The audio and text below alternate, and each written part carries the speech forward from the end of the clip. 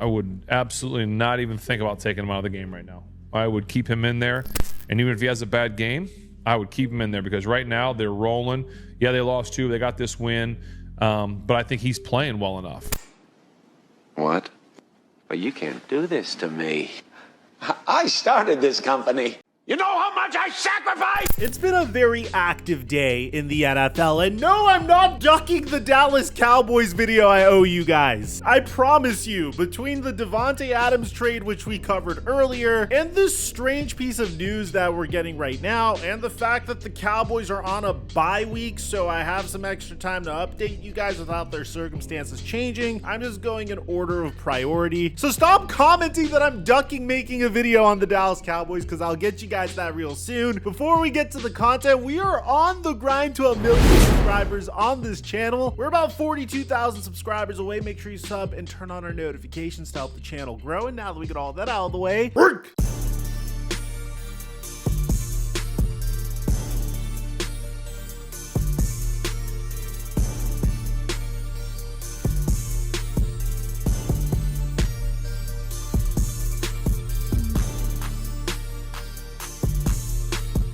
We made $500 on Prize Picks this past Sunday. Unfortunately, a lot of you guys tailed my picks on Instagram and Snapchat, and you guys let me know in my DMs. One of you even made $1,000 from my picks. Prize Picks is giving us another free square, meaning we only need to get 1 pick correct in order to 3x our money. All Anthony Edwards needs to do on opening night is score 1 point. Fortunately, we've been on a crazy streak, and if you haven't played Prize Picks, download the app or click on the link in the description down below and use my promo code Mikerophone to get $100 when you make an entry of $5 or more. Then follow me on Instagram at @theflightmike or on Snapchat to get my picks for free. And thank you, Prize Picks, for the sponsor. Mic check 1 2 1 2. What's going on, everybody? Since losing Ben Roethlisberger and even towards the tail end of the Ben Roethlisberger era, the Pittsburgh Steelers have always been a team that really struggled at the quarterback position, but had one of the best defenses in the entire NFL. Each and every year of the Mike Tomlin era featured a winning record. So the philosophy was that if the Pittsburgh Steelers could get a quick fix at the quarterback position, then maybe this could be the team that wins the once incredibly competitive AFC North. And bear in mind, as it stands right now, they are tied for first place in the AFC North with the Baltimore Ravens, and once again they have one of the best defenses in the NFL. So the philosophy was very simple. In the offseason, the Pittsburgh Steelers decided to sign Russell Wilson to a veteran minimum contract. I said this was a home run decision because by not having to pay Russell Wilson a significant amount of money, they get additional salary cap space that they could invest elsewhere. But that's not all the Pittsburgh Steelers did. They traded a 6th round pick to the Chicago Bears for Justin Fields, a player that some Chicago Bears fans would have preferred to have over Caleb Williams. And there's no question about it, this was a great situation for Justin Fields. I mean, Justin Fields just turned 25 years old in March, so theoretically speaking, he either gets to sit behind a quarterback that's been to 2 Super Bowls and won 1 of them, that has a tremendous amount of experience and is an 11-year vet in the NFL, or he'll be able to beat out said NFL veteran to be the starting QB of the Pittsburgh Steelers. In the summertime, Mike Tomlin initially proclaimed that Russell Wilson was going to be the starting QB of the Pittsburgh Steelers, and honestly, this wasn't a bad idea at all. It gives Justin Fields some time to sit back, maybe work on some aspects of his game, or either at some point this year if Russell Wilson doesn't perform well, or at some point next year, Justin Fields would be handed over the reins to be the starting QB of the Pittsburgh Steelers. I honestly love the idea of a development plan for Justin Fields because at this point, after studying his tape from his time with the Chicago Bears and even a little bit during his time with the Pittsburgh Steelers, the same issues have consistently haunted him. Justin Fields is a dual threat QB, but there's been times where he's been too overly dependent on his ability as a runner. And typically, whenever you are overly dependent on your scrambling ability, you kind of regress as a passer. And there were just times where Justin Fields did it in inappropriate circumstances. There were times where he made the wrong read or held on to the ball for way too long and took an unnecessary sack. But there were also times where he placed the ball beautifully with pinpoint accuracy. And we saw this particularly necessarily in training camp. You see, in training camp, everything would change for Justin Fields. Firstly, because Russell Wilson would injure his calf for doing a drill that he really shouldn't have been doing in the first place. But Justin Fields would take this opportunity in camp and run with it. We would consistently see clip after clip of Justin Fields making the right plays consistently, throwing consistently accurate passes to his wide receivers. It really looked like the Chicago Bears made a horrific mistake moving on from Justin Fields, and Pittsburgh Steelers fans couldn't have been more excited. Things got so crazy that fans were starting to clamor for Justin Fields to be the starting QB in week 1, because when Russell Wilson first got injured, it was presented to us as Wilson being a game time decision for week 1 of the NFL season. But that would turn into a 6-week absence from Russell Wilson, so Justin Fields really gave us a remarkable sample size to determine whether or not it was the Chicago Bears that placed him in a bad situation, or if he was just a bad quarterback. And ultimately, we got our answer. In the first 6 games of the season, Justin Fields led the Pittsburgh Steelers to a 4-2 record. And I know people are going to say, but Mike,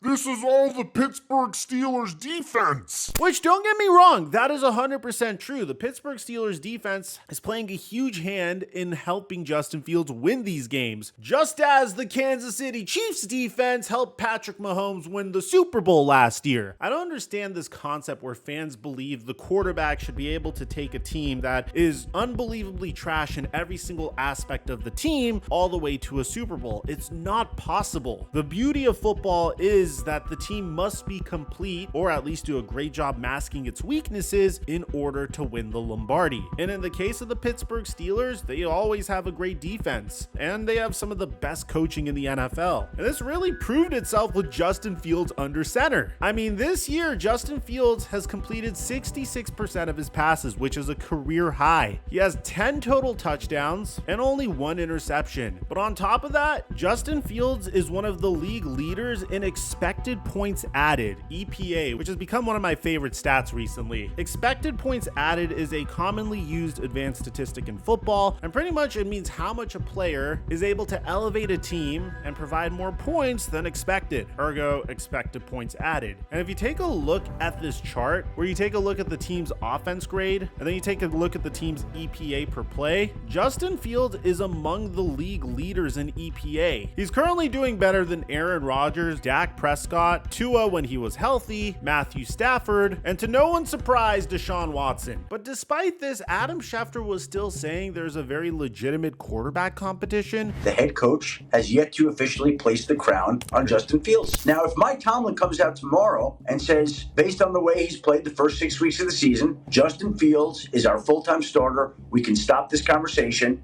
And until he does that, it continues to be out there. And at some point in time, unless the head coach takes it off the table, I still think that at some point Russell's going to get an opportunity to start. And this had fans wondering, who should the Pittsburgh Steelers go with? I mean, on one hand, if you go with Russell Wilson, you could kiss plays like this goodbye. Like, there's no way Russell Wilson could scramble like this. Justin has been really good, and we've been really good at times, but not to be confused with great.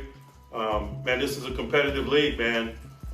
We're trying to position ourselves to be that team. And we got a player with talent who hadn't had an opportunity to play, so we're going to potentially explore those things. Sometimes it doesn't necessarily have anything to do with what Justin has done or has not done. Justin has been an asset to us, man. Last week, for example, man, his ability to utilize his legs by design and by ad-lib was a significant component of that game. He rushed for 50-plus yards and 2 touchdowns in game. And so we're appreciative of that. We're appreciative of how he's taking care of the ball.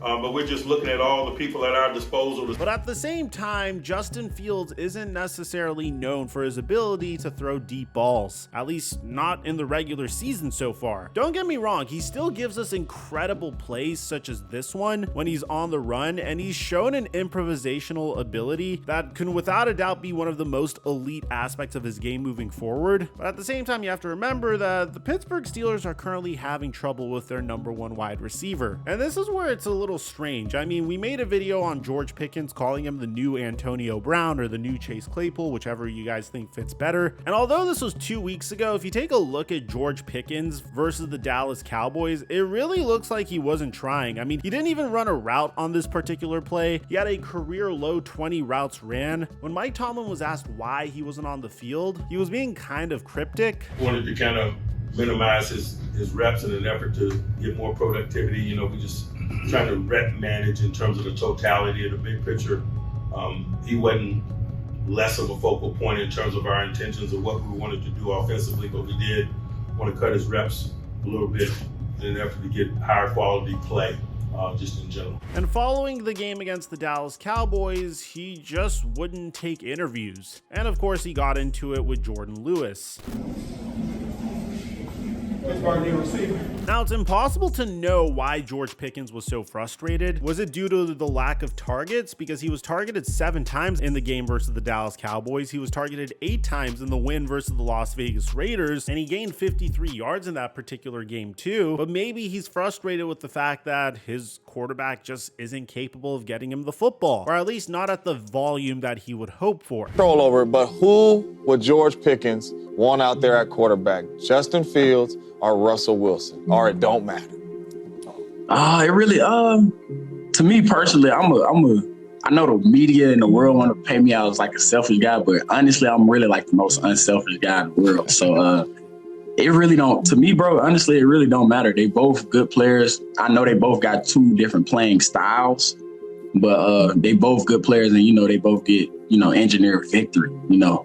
Really, then that's, and me coming from Georgia, that's like one of the biggest things I only care about, to be honest with you, winning. I think that's really one of the reasons why, you know, Devontae was, you know, getting salty or angry, because not only was he not getting the ball, plus losing, everybody's mad, you know what I mean? So they both engineered victory, so yeah. They both good cues. And I'm going to be honest, I don't know how much I agree with this, but regardless, the news is the news. So according to Tom Pelissero, the Steelers plan to give Russell Wilson first-team reps in practice this week, putting him in line to make his season debut and start Sunday night against the New York Jets. Pittsburgh is 4-2 with Justin Fields, but Wilson's calf is fully healed, so now he gets his shot. It's a very strange move to make. I personally think this is a horrific mistake, and this is after me looking at it from multiple perspectives. Like, on one hand, you could claim that it's because Justin Fields wasn't able to find George Pickens, and although I did show you the amount of times Pickens was targeted, you could tell that their connection was very off in their previous game versus the Raiders, and maybe that's what fueled the decision here. And that's just so I don't blindly bring you guys target statistics, because targeting a wide receiver could still result in off-target throws that leads to the wide receiver still being targeted, but obviously may not be a catchable ball. And that's really the only way I could rationalize this, because there's no other way that this really makes sense. And if you take a look at Justin Fields' stats so far, I mean, you could compare this guy to CJ Stroud. He's having as good of a season as Stroud is, and is doing a better job taking care of the football than CJ Stroud is. And I'm just very interested in seeing how Mike Tomlin expects this to pan out. Justin Fields has the 27th best offensive line in the NFL. 81.7% of his dropbacks led to a pressure/hurry within 3 seconds. So as a result, he hasn't really had the opportunity to throw deep balls. And whenever you have a team that has a horrific offensive line, you certainly want to have a quarterback that is adept at evading pressure and making plays down the field. And while I do think a 26-year-old Russell Wilson was capable of doing that, I don't think a 35-year-old Russell Wilson's capable of doing this. But that's my take on it. Let me know in the comment section down below, especially if you're a Steelers fan. How do you feel about this decision? I personally think it's a horrific mistake. I'd like to hear what you have to say. Aside from that, I'm your boy Mike, and I'm dropping our mic until our next upload.